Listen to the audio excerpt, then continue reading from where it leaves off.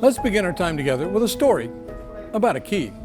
It doesn't look like much, just a useless key to a bike lot that's long gone. The bike and the lot belonged to Mr. Green, and that's where I want to begin this story.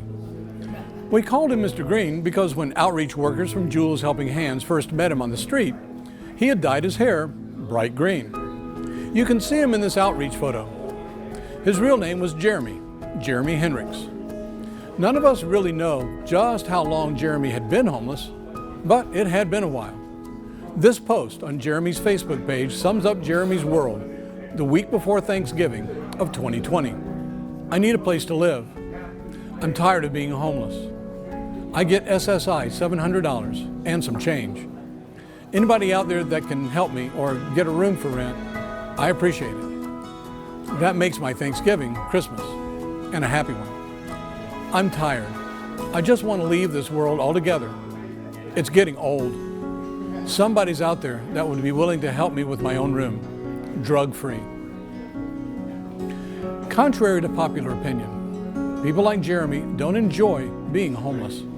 And many of them have simply lost hope and have no place to go and nothing to look forward to. The homeless in our community can lose many things and survive, but hope is not one of them. When you lose hope, you begin to die. Somebody, I can hand Evelyn to you. I first met Jeremy, or Mr. Green, in this parking lot in January of 2021, when Julie Garcia and I spotted him here surrounded by first responders, who'd been called because someone saw him sleeping in the doorway of this business. I asked Julie if we could go back to that parking lot and talk about that day. Now, when we found him here and pulled into the parking lot, there were paramedics were here, ambulance, and it was escalating. You could kind of tell it wasn't going to end well. Yeah. And in fact, we saw the police drive by later, so that would have been the next step. They were in the area. But I noticed the moment you got out of the car and he saw you, he calmed down. Yeah. Why? What happened? We have a relationship. How important are relationships in working with not just the homeless in general, but people like Mr. Green who have issues? They don't know who to trust. They're imperative. There's no other way to reach those folks. We can't force them, yelling at them, being nice to them. You have to create trust. And that's what Jules does, is create trust. Yeah. You know, you talked to him. I loaded his stuff into the car. We took him up to the city church shelter that we were running at the time.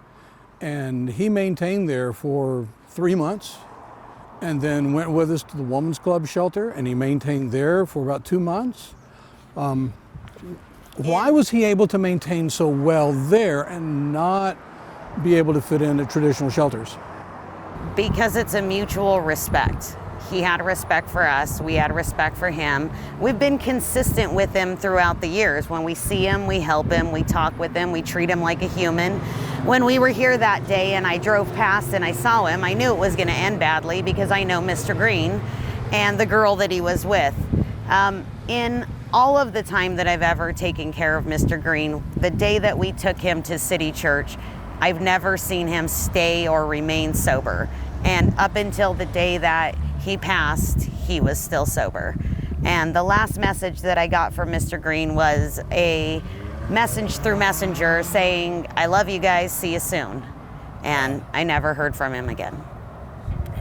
In mid-April of 2021, Jeremy tested positive for COVID during a routine weekly COVID test of shelter guests. Before leaving for the Immaculate Heart Isolation Facility, Jeremy came to me and said, "Here's the key to my bike lock. Could you keep it safe for me while I'm gone?" "Sure," I said. "I'll be glad to." Jeremy was taken to the Immaculate Heart Isolation Facility, where he developed full-blown COVID, lapsed into a coma, and died. There was no obituary or public memorial.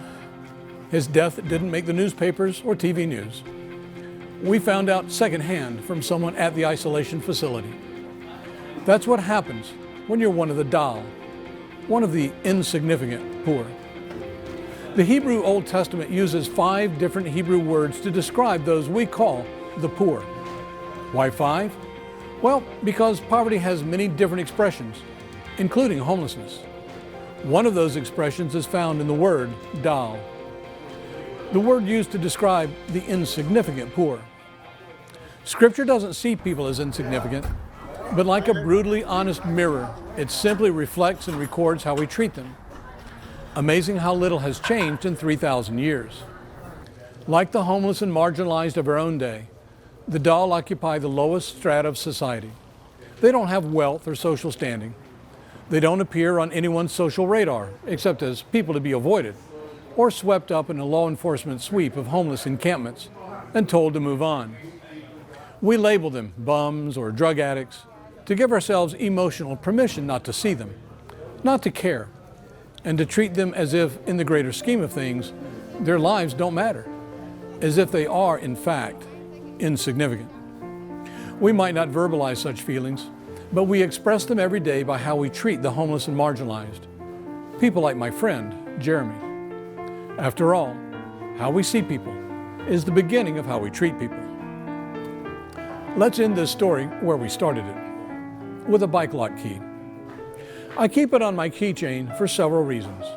First, I keep it to remind me of my friend, Jeremy. Second, I keep it as a reminder that the lives of our homeless friends matter.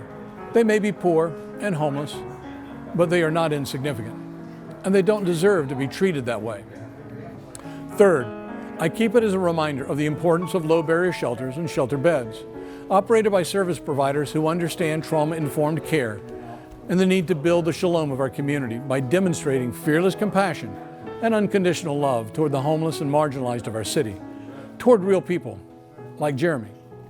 Finally, I keep it as a reminder of the many homeless individuals who, like Jeremy, have died while experiencing homelessness in the shelters and on the streets of our city. This film is dedicated to them and to my friend, Jeremy.